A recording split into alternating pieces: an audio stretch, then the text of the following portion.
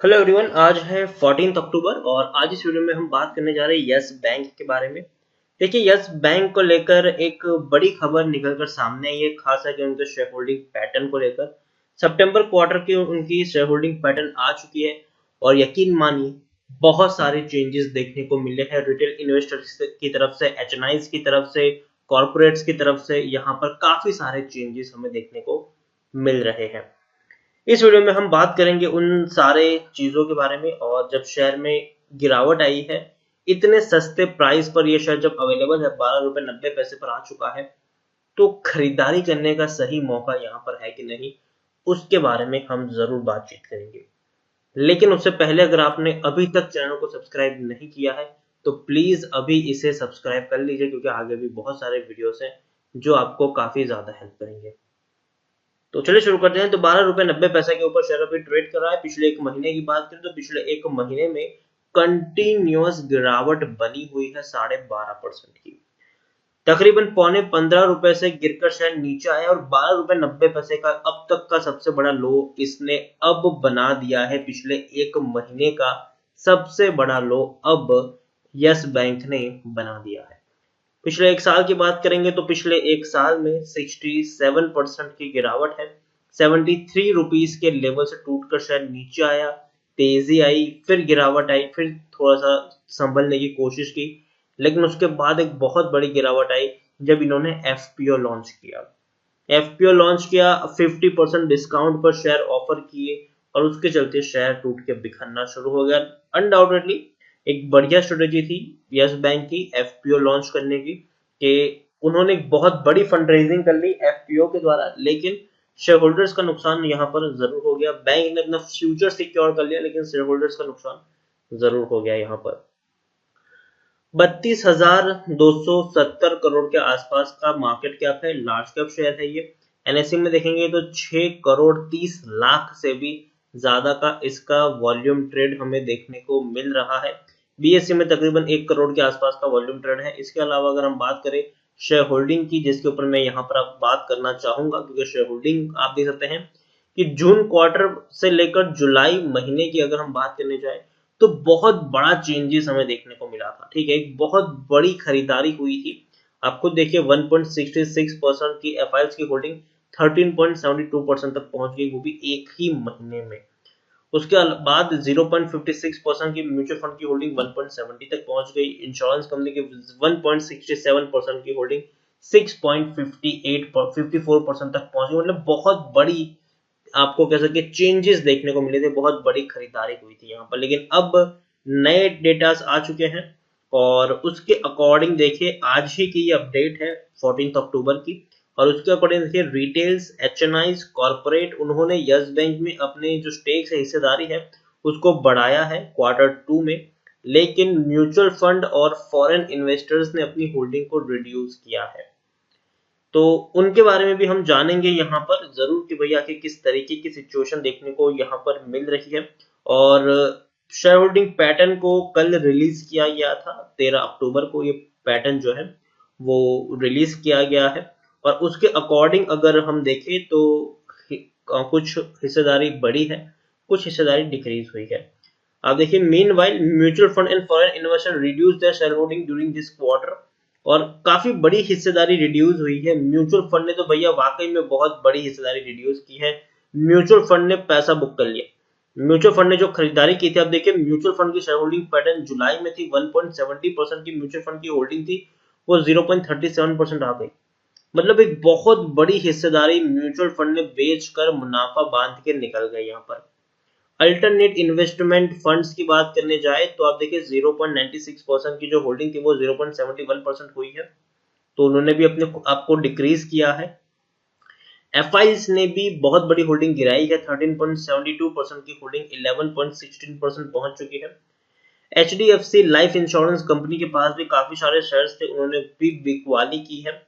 1.83% की जो उनकी होल्डिंग थी वो 1.37% देखने को मिल रही है। लेकिन बड़ी कहां पर है, कहीं कम रिड्यूस अगर हुई है तो कहीं पर बड़ी भी तो है।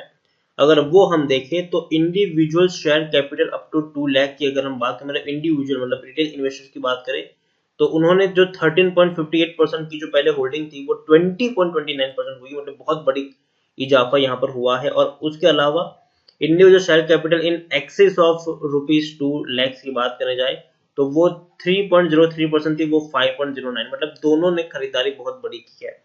उसके अलावा जो कॉर्पोरेट बॉडीज है उन्होंने बहुत बड़ी खरीदारी की है। 2.99% की जो कॉर्पोरेट बॉडी की होल्डिंग थी वो 11.95% तक पहुंच चुकी है। उसके अलावा कोटक महिंद्रा बैंक ने बिकवाली की है। 2.29% की जो होल्डिंग थी पहले वो 1.76% है। एसबीआई कैपिटल एंड की बात करने जाए तो उन्होंने अपनी होल्डिंग को मेंटेन रखा है 4.20% के आसपास। तो रिटेल इन्वेस्टर्स ने बड़ी खरीदारी की है, लेकिन म्यूचुअल फंड और एफआईज ने बहुत बड़ी बिकवाली की है। इवन एचडीएफसी लाइफ ने बिकवाली की है, कोटक महिंद्रा बैंक ने बिकवाली की है यहाँ पर। लेकिन कुछ चीजें अगर हम यहाँ पर, एक और चीज अगर मैं आपको समझाने की कोशिश करने जाऊं तो आप देख सकते हैं कि शेयर होल्डिंग पैटर्न्स की अगर हम बात करने जाएं तो सबसे पहले जो चीज है यहाँ पर वो ये है कि कॉरपोरेट्स ने हिस्सेदारी बहुत बड़ी अपनी इंक्रीज की है।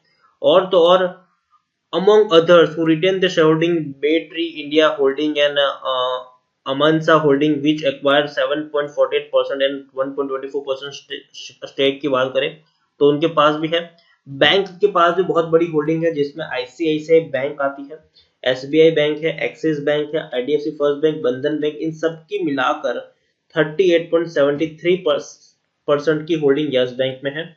और उन्होंने ये होल्डिंग तब खरीदी थी जब बैंक रिस्ट्रक्चर हो रहा था, एसबीआई ने कंट्रोलिंग स्टेक खरीदी थी। तो SBI, ICICI, axis, IDFC first bank, बंधन बैंक, इन सब की मिलाकर 38.73% की होल्डिंग है, जिसमें से 30% की होल्डिंग तो सिर्फ और सिर्फ एसबीआई यहाँ पर ओन करते हैं। उसके अलावा एलआईसी के पास 4.99% की होल्डिंग है और एसबीआई लाइफ इंश्योरेंस के पास 1.54% की होल्डिंग देखने को मिल रही है। यस बैंक के बारे में अगर मैं बात करने जाऊँ तो टेक्निकल रेटिंग अभी भी अच्छी नहीं है, अभी भी प्रेशर है बैंक पर, अभी भी गिरावट है, डाउन ट्रेड में है शेयर।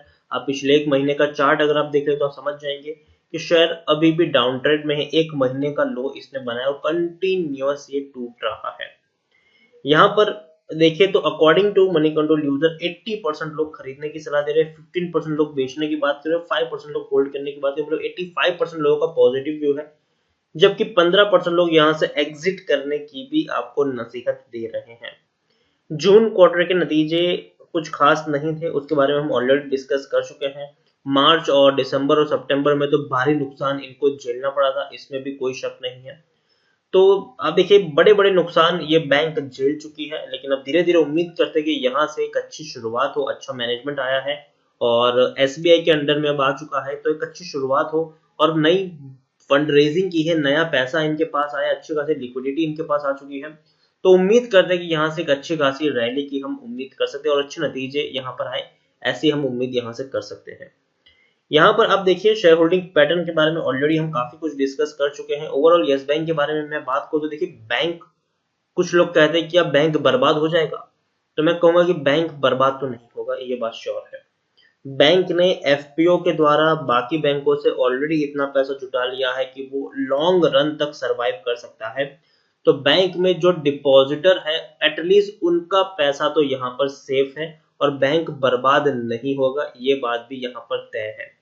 बैंक भी बर्बाद नहीं होगा, डिपॉजिटर का पैसा भी सेफ हो चुका है, लेकिन दिक्कत कहीं ना कहीं शेयर होल्डर्स को हुई है, जिन्होंने यस बैंक के शेयर्स खरीदे हैं उनको यहाँ पर कहीं ना कहीं दिक्कत जरूर हुई है। लेकिन फिर भी उम्मीद करते हैं कि जो फंड रेजिंग हुई है उससे बैंक को स्टेबिलिटी मिलेगी और धीरे धीरे ही सही, लेकिन बैंक में थोड़ी सी तेजी आपको देखने को मिलेगी ओवर द टाइम।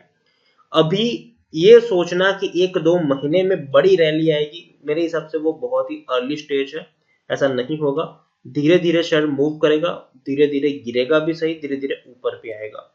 लेकिन इसमें आप तभी खरीदारी करें जब आपका नजरिया कम से कम 1.5 साल का हो, यहाँ पर जब आप में पेशेंस हो लॉन्ग टर्म के लिए रुकने का। लॉन्ग टर्म से 5-10 साल का नजरिया बिल्कुल नहीं है, 1-1.5 साल का नजरिया हो अगर आपका यहाँ से, तो ही आप इसमें खरीदारी करें। शॉर्ट टर्म में कोई बड़ा चमत्कार यहाँ पर नहीं होने वाला है। तो ये सोचना कि मैं अभी पैसा लगाऊं महीने में मुझे कम से कम 25% का रिटर्न मिल जाए, तो ऐसा नहीं होने वाला है। इवन 15% का भी मिलेगा वो भी बहुत बड़ी बात होगी यहाँ पर, तो ऐसा नहीं होने वाला है यहाँ पर। तो ये बात समझ के आप ही खरीदारी करें। यहाँ पर शेयर अभी डाउन ट्रेड में है, हो सकता है कि थोड़ी और नीचे गिरावट है, लेकिन मुझे लगता है कि यहाँ से अगर आप चाहे तो थोड़ी थोड़ी क्वांटिटी खरीदे। अगेन कह रहा हूँ, काफी रिस्की बैंक है, तो ये मत करिए कि मैं एक साथ 5,000 या 10,000 शेयर खरीद लूं। जी नहीं, छोटी क्वांटिटी खरीदे, उतनी ही क्वांटिटी खरीदे जिससे आपको ज्यादा बड़ा नुकसान ना हो अगर थोड़ा बहुत डूब भी जाए तो।